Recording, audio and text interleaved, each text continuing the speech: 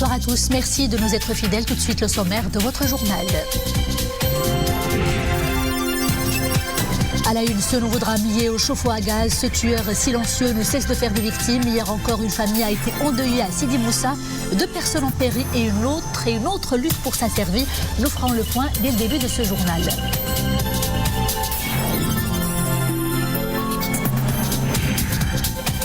Un hiver particulièrement rude en zone montagneuse. Du coup, les actions citoyennes de solidarité s'organisent un peu partout au Maroc.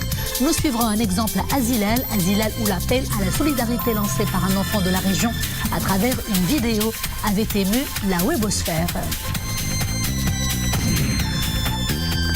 Coup de projecteur également sur une invention scientifique signée l'université Ibn Tufayl de Knetra au profit des agriculteurs. Un produit qui permet de réduire l'incidence des maladies causées par les parasites, dont les champignons. Et cerise sur le gâteau, l'invention a déjà complètement séduit le monde des entreprises. Et puis en fin de journal, rencontre avec le romancier et nouvelliste Abdallah Baïda, l'auteur des Djellaba Vertes se suicide et de laisser les voix de Mohamed Khaireddine, nous a accordé un entretien où il évoque ses genres de prédilection et ceux dont il s'inspire, notamment Gustave Flaubert et Jean-Paul Sartre.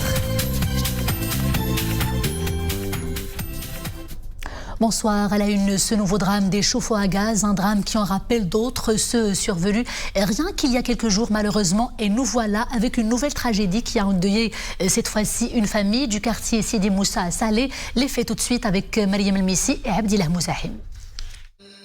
Scène de choc ce matin au quartier Sidi Moussa à Salé. 2 membres d'une même famille rendent l'âme, asphyxiés par gaz butane. Encore 2 victimes du tueur silencieux. Une 3e personne de la même famille lutte pour sa survie, admise dans un état grave en réanimation à l'hôpital provincial Moulay Abdallah de Salé.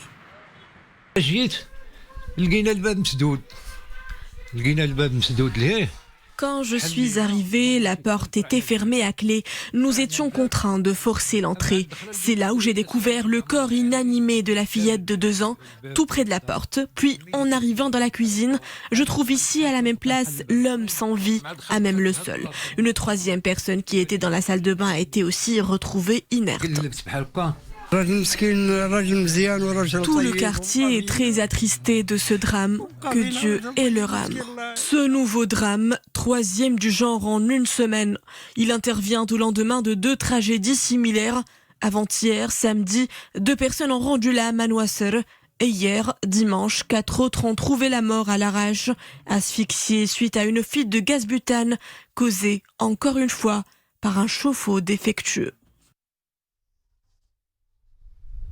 Le Yémen a de nouveau réitéré aujourd'hui son soutien à la marocanité du Sahara et à l'initiative d'autonomie comme seule base pour résoudre le conflit régional. Déclaration faite par le ministre des Affaires étrangères et des expatriés de la République du Yémen. C'était à l'occasion d'un entretien ce matin par visioconférence du ministre des Affaires étrangères, de la coopération africaine et des Marocains résidant à l'étranger, Nasser Bourita, avec le ministre yéménite Ahmed Awad bin Moubarak. L'occasion également pour M. Bourita d'exprimer l'appréciation et le soutien du Royaume du Maroc au nouveau gouvernement yéménite. Nouvel appui du Chili à l'initiative marocaine d'autonomie. Santiago vient d'adopter à l'unanimité un texte pour lequel elle apporte pour la première fois son soutien explicite à l'initiative marocaine d'autonomie, présentée comme, je cite, unique solution pour parvenir à une issue juste et durable à la question du Sahara marocain, présidé par le député Jaime Naranjo Ortiz. Le texte traite exclusivement des derniers développements concernant le Sahara marocain, notamment la reconnaissance de la souveraineté du Royaume du Maroc sur son Sahara, reconnaissance faite donc par proclamation du président américain Donald Trump le 10 décembre dernier.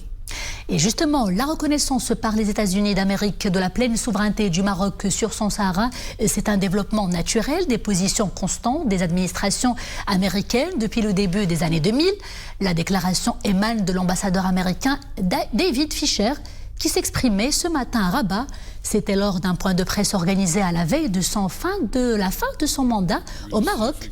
David Fisher s'est dit très honoré d'avoir été le premier ambassadeur américain à visiter le Sahara marocain après que l'administration américaine a retracé la carte officielle du royaume pour reconnaître ses véritables frontières, soulignant qu'il apprécie à sa juste valeur la place spéciale que le Sahara occupe dans le cœur de tous les Marocains. Et toujours en rapport avec la première cause nationale qui était donc au cœur de ce point de presse tenu par l'ambassadeur américain de Rabat, sachez que les États-Unis réitèrent leur fort soutien au plan d'autonomie. Nous travaillerons avec les Nations Unies et toutes les parties prenantes afin d'obtenir le résultat escompté, a également déclaré cette matinée David Fisher, en affirmant que plusieurs pays en Europe croient fermement que les États-Unis et l'ONU finiront par trouver une solution à la question du Sahara marocain. Les autres points forts de ce point de presse tenu cette matinée à Rabat par le diplomate américain, c'est tout de suite en compagnie de Mohamed Aïtchkar. Le diplomate américain qualifie le Maroc de l'un des plus importants et des plus anciens amis des États-Unis d'Amérique. J'aimerais remercier Sa Majesté le Roi pour les bases qu'il a jetées pour guider l'amitié américano-marocaine vers un partenariat toujours plus étroit.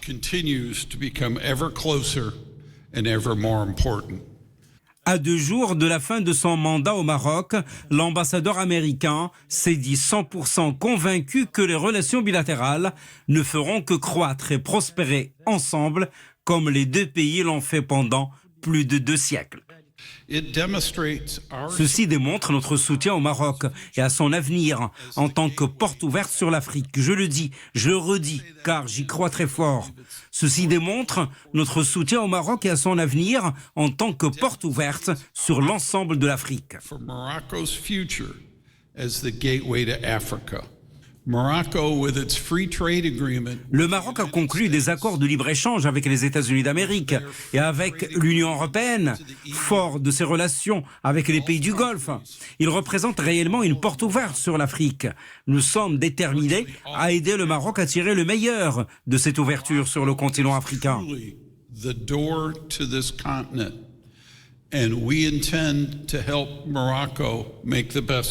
Au plan économique, justement, l'ambassadeur souligne les multiples projets lancés au titre du partenariat liant les 2 pays, dont notamment le Millennium Challenge Account ou encore, tout dernièrement, Dakhla Connect. Au début de ce mois, nous avons lancé le programme Dakhla Connect, financé par un fonds américain d'amélioration de l'environnement économique dans les provinces du sud du royaume. 3 autres grands dossiers ont été soulevés par l'ambassadeur américain. Le soutien US au Maroc pour faire face à la pandémie du Covid-19, la feuille de route de 10 ans signée par les 2 pays définissant la coopération en matière de défense et la coopération bilatérale dans les domaines de l'éducation et de la culture. Grand élan de solidarité avec les populations des zones enclavées en ces temps de grand froid.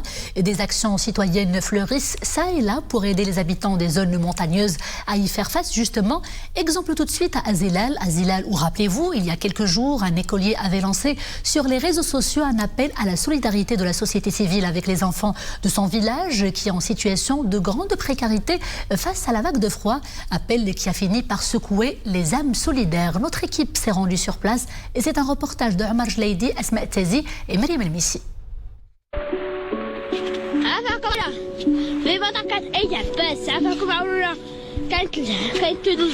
Vous vous souvenez de son appel à l'aide? Dans une courte vidéo lancée il y a quelques jours, il avait ému la toile.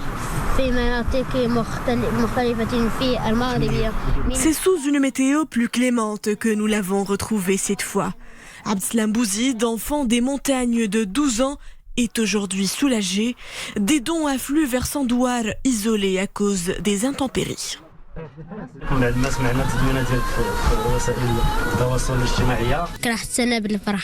Je suis très heureux. Merci pour votre aide. Aussitôt la vidéo postée, les réactions ont fusé. Dans un élan de solidarité unanime, associations de bienfaisance et âmes charitables se sont organisées pour l'envoi en urgence de couvertures, habits chauds et vivres. Un ravitaillement plus que nécessaire pour atténuer la précarité chez ces familles. Nous sommes ici en réponse au SOS de l'enfant Abdeslam, Nous remercions les autorités locales qui nous ont offert les meilleures conditions pour la réussite de cette opération. 1000 couvertures, 400 manteaux ainsi que des produits alimentaires ont été acheminés. Nous espérons qu'avec ces aides, la souffrance de ces populations serait légèrement apaisée. Leurs mains engourdies par le froid extrême, c'est autour d'une marmite sur un feu de bois que ces petits villageois au grand cœur retrouvent réconfort, malgré le climat rude de leur région. Et toujours en liaison avec la saison hivernale et ses conditions météorologiques dont dépend beaucoup, le secteur agricole, sachez que les prévisions générales sont bonnes, voire prometteuses. Et c'est le ministère de tutelle qui le dit. Ce dernier évoque un impact très positif des récentes pluies et celles attendues dans les semaines à venir. À Khalat Sragna, ces pluies ont été bienfaitrices pour le couvert végétal et la céréaliculture également. C'est un reportage de Omar Jleidi avec un récit de Boubkar Ben Ghabret. À Khalat Sragna, les dernières précipitations annoncent une très bonne campagne agricole. Les cultures céréalières se développent dans de bonnes conditions. Le retour des pluies a contribué également à l'amélioration du couvert végétal.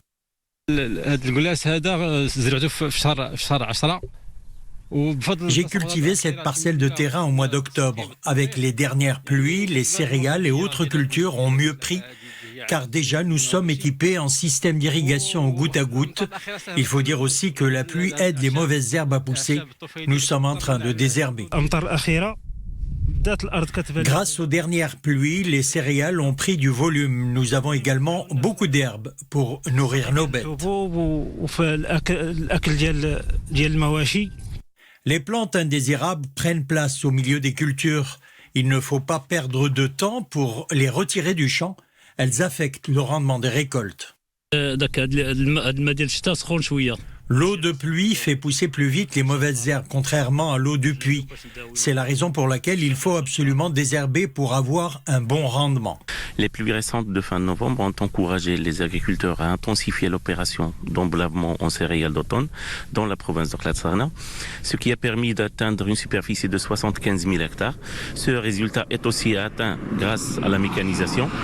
Les pluies auront un impact positif sur la filière des cultures d'oliviers, et ce qui est une filière phare dans la province de Khalat Sragna. L'olivier reste la culture phare de Khalat Sragna. Les dernières précipitations auront un impact très positif sur l'évolution de la campagne agricole 2020-2021. Au niveau national, les pluies importantes et généralisées enregistrées durant la première décade de janvier, 83 mm en moyenne, ont été favorables au talage des semis précoces des céréales. C'est une première à l'échelle nationale et il y a de quoi éprouver une incommensurable fierté. Après des années de recherche et un travail de longue haleine pour mettre au point un dispositif novateur au profit du secteur agricole, eh bien, l'université Ibn Tufayl de Knetra a fini par céder un brevet d'invention au profit d'une entreprise privée. Il est question de production, de recyclage d'un produit biostimulant, et cela pour lutter contre les parasites, dont les champignons, et qui finissent par ravager les cultures. Mehdi Taïbi et Omar Ramli pour le commentaire.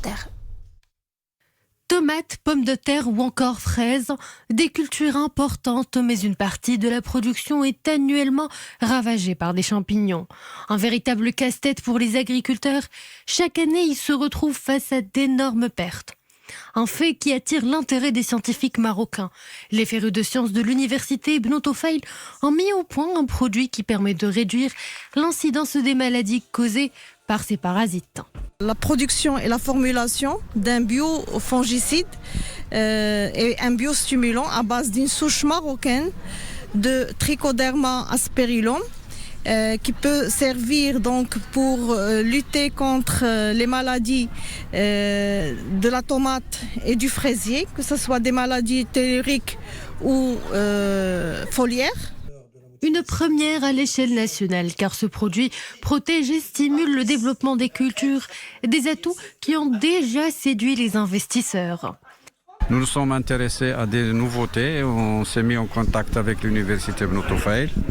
On a suivi avec eux l'évolution de ce micro-organisme qui sera utilisé en tant que fongicide biologique pour tout ce qui est maladie du sol.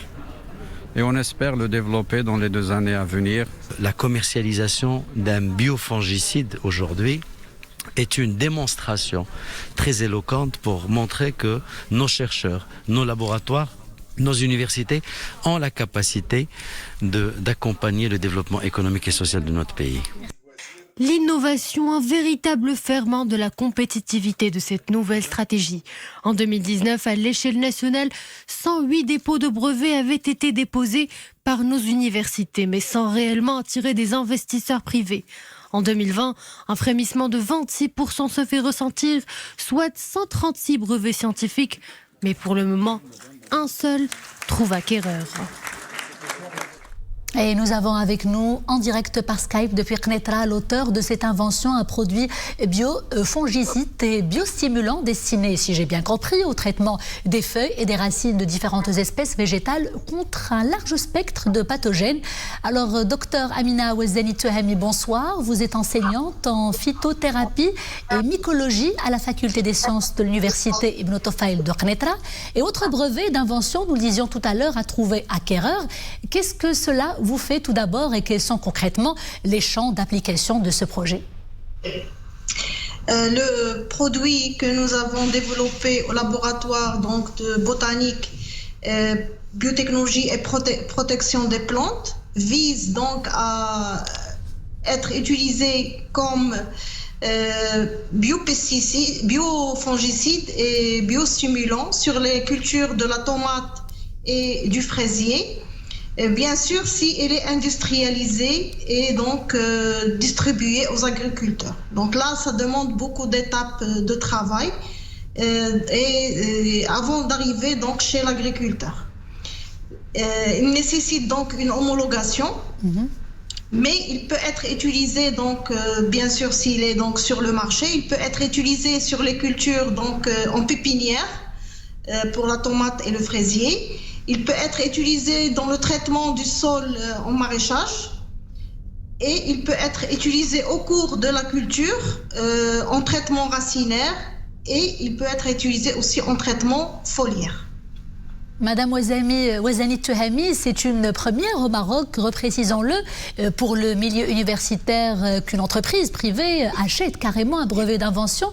Est-ce que vous avez d'autres projets à valoriser peut-être dans ce sens dans les mois et les semaines à venir, vous ou vos condisciples et confrères? Nous avons donc... pour arriver donc à un brevet, ça demande quand même du temps, parce que le brevet que nous avons vendu aujourd'hui, l'université Ibn Tufayl a signé pour lequel elle a signé une session, ça quand même a été rédigé au cours de l'année 2016. D'accord, donc ça, pour arriver donc à être bon, il n'a été donc délivré que vers la fin donc de 2019. Donc ça demande beaucoup de temps. Et nous travaillons sur d'autres projets qui concernent donc le développement de produits sur d'autres cultures. Oui. Nous vous souhaitons bon courage pour la suite et pour tous ces efforts, Madame Amina Ouezani Touhami. Merci d'avoir répondu à toutes nos questions. Merci à vous aussi. Covid-19, la situation épidémiologique de ces dernières 24 heures. Alors, 473 nouveaux cas confirmés sur un total d'un peu plus de 7800 tests réalisés et 761 nouvelles rémissions depuis hier. 18h35 décès malheureusement. Le nombre des cas actifs s'élève à 16 481, plus de 500 en moins de 24 heures. Et le nombre des cas sévères ou critiques est de 930, dont 67 personnes placées sous intubation.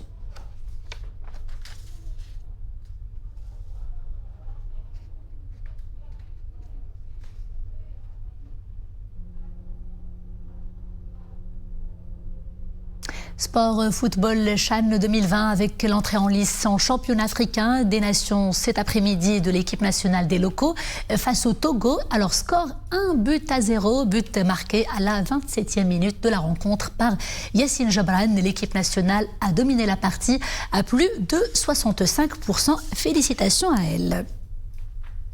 Allez, quittant le monde mouvementé du ballon rond pour celui de la littérature, avec cette parenthèse enchanteresse, une entracte littéraire bien inspirée et bien inspirante. Et je vous propose de plonger avec nous dans l'univers éclectique du romancier et nouvelliste marocain Abdellah Baïda, l'explorateur des mots, qui a accordé à notre équipe un entretien devant sa fascinante bibliothèque. Il était question de parler de ses œuvres, principalement du roman Testament d'un livre, mais également de ses livres de chevet, ceux qu'il ne cesse de redécouvrir. Iman Slaoui et Mounia Marouche. Il sent la fin de sa vie s'approcher. Il a donc décidé de prendre la parole et de témoigner. Le livre, c'est le personnage principal du roman Testament d'un livre de Abdellah Baïda. Au fil des pages, ce protagoniste, pas comme les autres, nous livre ses moments de doute, ses heures de gloire comme celles de décadence. C'est le livre lui-même qui parle, qui raconte sa vie. Un livre qui s'est retrouvé dans une bibliothèque abandonnée. Et il s'était dit, maintenant plus personne ne s'occupe de moi. Et donc, probablement, c'est la fin de ma vie. À travers cette trame romanesque, le lecteur remonte le temps et traverse plusieurs époques et espaces à la fois. De Fès à Berlin, en passant par l'Andalousie, le lecteur découvre la grandeur et la puissance du livre, mais aussi sa crainte et sa souffrance. Un petit clin d'œil à l'époque d'Averroès, où les livres faisaient peur et avaient été brûlés par divers fanatiques. À travers l'histoire, en dehors de tout ancrage spatio-temporel, cette histoire se passe à la fois au Maroc, en Espagne, mais également en Amérique latine, en Allemagne. Donc c'est des moments de l'histoire du livre qui sont heureux, malheureux, mais il va continuer jusqu'à ce qu'à la fin de l'histoire, il va finir quand même par garder l'espoir. En plus de ce roman qui tisse les histoires de lecture et d'écriture, Abdellah Baïda a écrit plusieurs romans et ouvrages, dont Les Voix de Khairdine et au fil des livres, Chroniques de littérature marocaine. Et c'est le bel univers littéraire de Abdellah Baïda qui signe le clap de fin de ce journal. Merci d'avoir été des nôtres. Je vous dis à demain, toujours avec grand plaisir. D'ici là, portez-vous bien.